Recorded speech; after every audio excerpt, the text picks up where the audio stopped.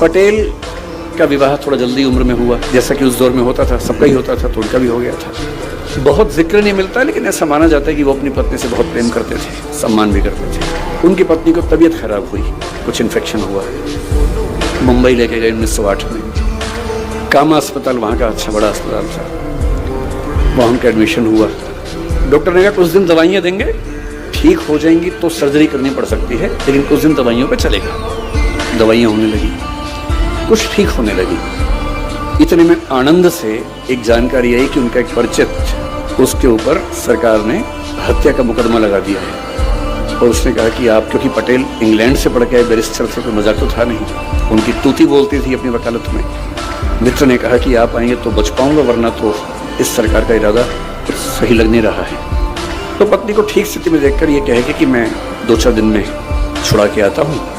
आनंद आ गया वापस।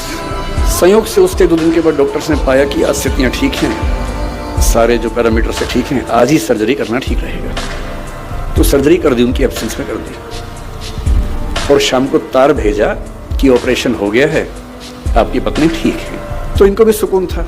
अगले दिन भी कोर्ट में तारीख लगी हुई थी उस मुवक्किल को बचाने की। अगले दिन ये अदालत में केस लड़ रहे हैं, अपने मुवक्किल को बचाने का प्रयास कर रहे हैं। और ठीक उस समय उनकी पत्नी की तबीयत अचानक बिगड़ी और देहांत हो गया, मृत्यु हो गई। 33-34 की उम्र थी उस समय सरदार पटेल की, उतनी सी उम्र में उनकी पत्नी की मृत्यु हो गई। वहाँ से तार हुआ, तार पहुँचा और ये अदालत में केस लड़ ही रहे हैं।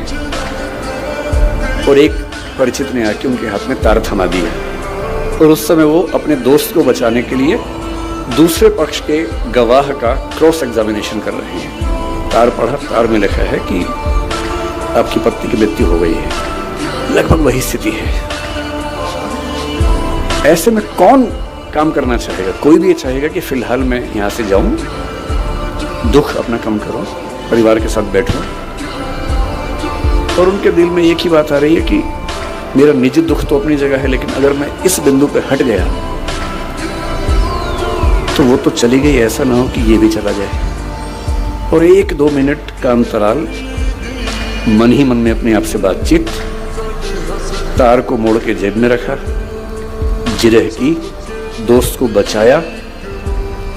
और कार्यवाही खत्म होने के बाद दोस्त ने पूछा क्या तार आया था, और तब पहली बार किसी को पता लगा कितनी बड़ी बात हो गई है।